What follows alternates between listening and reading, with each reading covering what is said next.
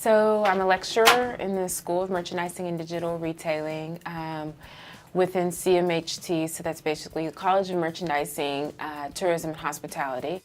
So the first thing, they have a retail startup case that they have to do. That's one of the first cases that they do. And it just kind of allows them to, what they're looking at is based on an industry problem or based on the things that they love and the things that delight them in the industry, what concept would they have? So we're seeing, I think, a lot in retail, all of these kind of retail startups that are coming about, like Bonobos and various, I think another one is, Allbirds shoes. So we're seeing all these concepts come up. So it really has them think about, as teams, what do we love, what do we hate, and what would we build out of that? So what I do is I have them submit their final like pitch deck idea into ePortfolio.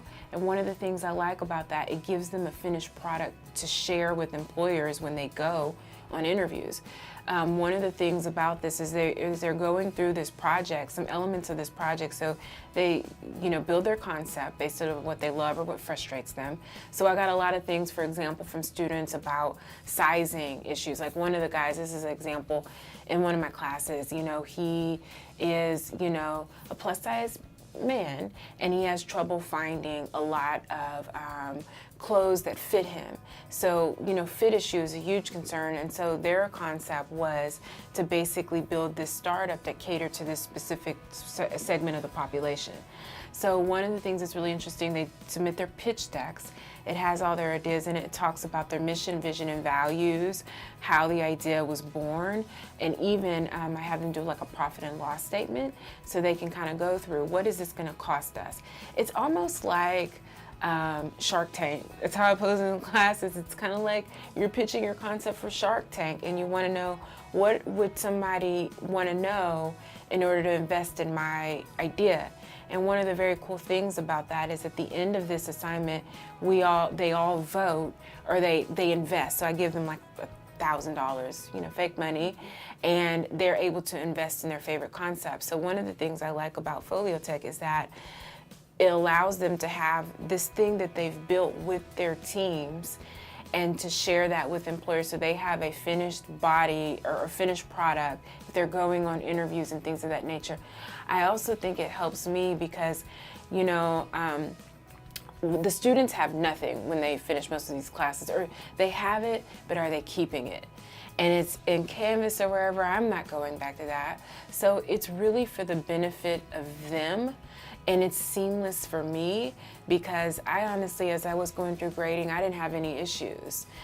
Just putting in the grades, and then they have that finished body of work. I gotta say that I love Foliotech, or ePortfolio. I really, once Mina talked to me about what it was, I thought it was very impressive, and I thought that was definitely a step in helping the students develop the relationship. I'm like an advocate for it, and I definitely want to, any class that I can implement it in, I love to do it, because just having come from the industry and having seen the students not have that body of work that they could present or talk about, I think sets them up, to have something like this to set them apart is definitely good. I can't think of anything that I think that there's more. I mean, I think we, I can't speak for all the colleges, but I know in our colleges we have career fairs. I think things like, I'm teaching the Dallas Study Tour class, which has been phenomenal. I think because the students can even hear from me all day, but I think seeing industry professionals getting out into the world, having guest speakers come, like I'm trying to infuse more of that now from the industry to come and talk to the students. And to me, it's not so much about, it's so the students get the real world perspective, but it's also opening the doors for relationships for them to foster, and for them hearing from professionals, hey, like when we went on our Sally Beauty tour, one of the executives talked about, hey, I recommend you join this organization in Dallas and go to a couple of meetings and shake a few hands and meet people. So it's that types of conversations, things I won't think about to tell them that they need to hear and needs to be impressed upon them. So I personally think the university is doing a good job, and I know in our department we're doing what we can there. So yeah, I don't have anything to offer there. That's fine.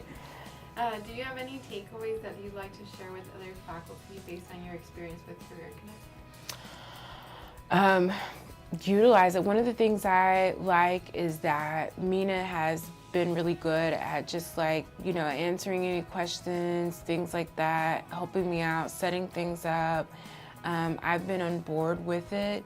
I think the hardest thing might be, for my class, it feels like clear cut. Like I know, oh, I can definitely have them submit this particular assignment and it be part of their portfolio.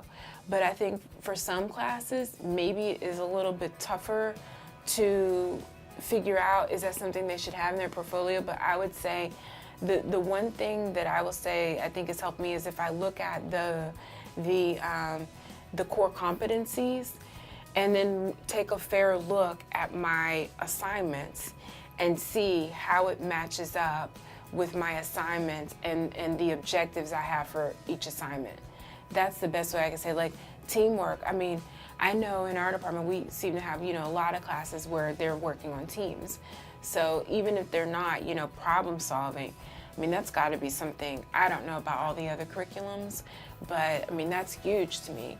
And so that would be, I think, the hardest thing for some, but like looking at those objectives or those competencies and matching it up with the actual assignment in the project to figure out if it's something that would be a good way for me to incorporate this into my class.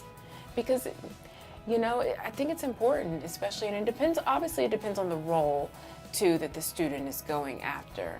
But as I look at the amount of students that are even still trying to get internships, it's highly competitive out there. And any resource that the student can tap into to set themselves apart, I think is actually going to be really useful.